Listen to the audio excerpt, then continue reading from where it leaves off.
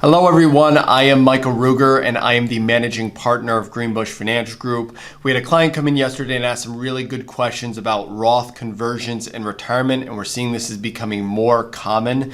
And while these Roth conversions, you can do that at any time, once you get in retirement, they get a little bit more tricky because you have things like Medicare premiums, which are actually income based. So if you raise your income, you pay higher Medicare premiums. You have things like Social Security, where that could be taxed at a higher rate if your income's higher. And that's essentially what these Roth conversions are doing. You are intentionally creating more taxable income in certain years, which is why you have to be careful. So in this video, I'm going to go through kind of the pros and cons of these Roth conversions in retirement to help you decide whether it's the right strategy for you. Before I get into the pros and cons, I first want to go over at a basic level how these Roth conversions work. So essentially, you have these pre-tax retirement accounts and you're intentionally moving money directly over to a Roth IRA. Now, when you do that, when you move any portion or all of your assets over to this Roth, it creates a taxable event. So any money you move over, you have to pay ordinary income tax on. So I have $50,000 in traditional IRA, I convert it over to a Roth IRA. That $50,000 is now sitting in my Roth. I have a taxable event that year that I have to pay income tax on that $50,000. So that's another thing to be aware of, is when you do these conversions, you have to have a solution for how you're paying the tax on those movements. There's a number of reasons why people process these Roth conversions in retirement. And probably the first and foremost is when you retire, you're usually in a much lower tax bracket than your working years because you no longer have a paycheck. So if all you have is a little bit of Social Security, you're still in a pretty low tax bracket. So if you do these conversions from traditional to Roth, you're paying a fairly low tax rate in a lot of cases. So you just got to find out where those brackets are.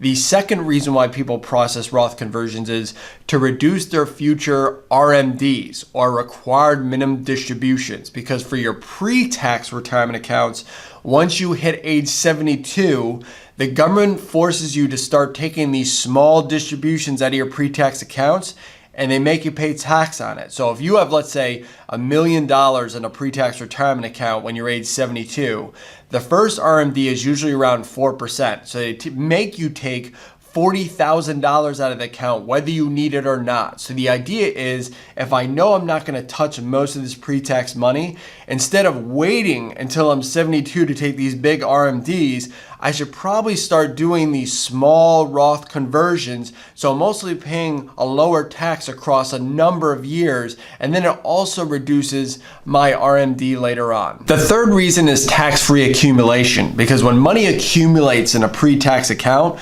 at some point, either you or your beneficiaries are going to have to pay tax on that accumulation.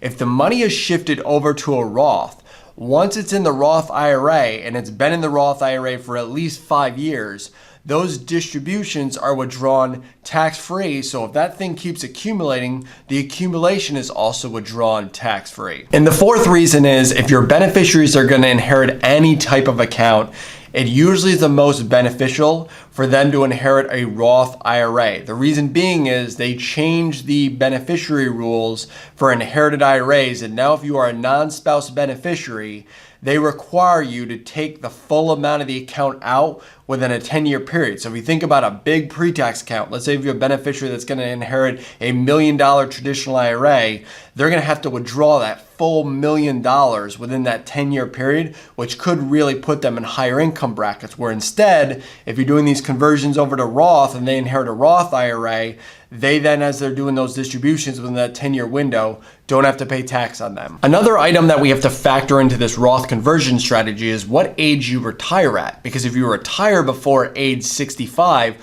one of the questions we have to ask our clients immediately is, what are you doing for your health insurance? If you do not have a robust retiree health plan through your former employer, most individuals are going to the state exchanges to get their health insurance because Medicare doesn't kick in until age 65.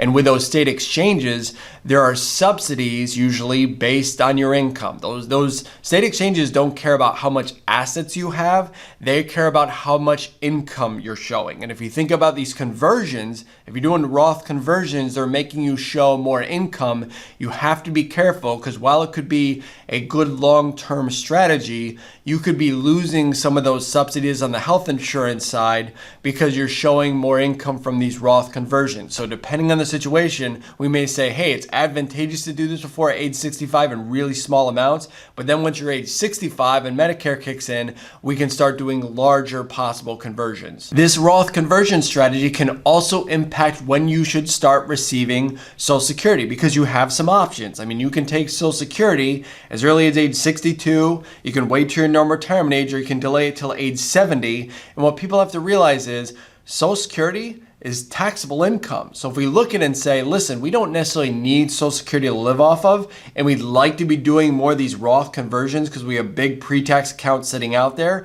If I turn on Social Security, that is actually filling up some of that lower income tax bracket or income, which I would actually rather just delay Social Security until later, let it keep accumulating, but then I have more room to fill up those lower brackets with my Roth conversions. While we're talking about Social Security, it's not just that, should I push it later to fill up the brackets, but also the amount of your Social Security that's taxed is dependent on your income. So at certain levels, it's 0% tax. At other levels, it's 50% tax. And at the highest level, 85% of your Social Security benefit is taxable income. So again, if you start loading on Roth conversions, you could trip up into one of the higher ones, and then you have an unfortunate tax surprise because you had to pay more in your Social Security. For most individuals age 65 and older, most of them at some point will be enrolled in Medicare, which will make up your health insurance solution. But what people don't realize is if your income goes up while you're on Medicare, it can dramatically increase your Medicare Part B and Part D premiums. You just have to be very cognizant of when you're increasing your income in any given year for Roth conversions, that you're not tripping up to those higher amounts, because you won't find out until the following year that your Medicare premiums are going up. For our clients that have large after-tax investment accounts that have built up unrealized gains, so you bought something a long time ago, it's worth a lot now, and if you sold it, you'd have a big tax event. Because you're retired, a lot of times, again, you're in a low tax bracket, and what we can essentially do is fill up the tax bracket with some long-term gains, and sometimes you can pay 0% on those long-term gains at a federal level. So you have to kind of meet with your tax advisor to say, does it make sense to be doing these Roth conversions, or does it make sense to be realizing some of these unrealized long-term gains at a 0% tax rate, because sometimes it's difficult to do both. If you've never processed these Roth conversions before, are you going to start considering doing larger Roth conversions? I strongly encourage you to meet with your tax advisor. The reason being is not only these other like Social Security and Medicare and all these other things that could be impacted, but it's just regular tax deductions, tax credits. Like in New York State, we have like this enhanced star where you get higher property tax credits if you're not above certain thresholds, and that's go away if they trigger lower.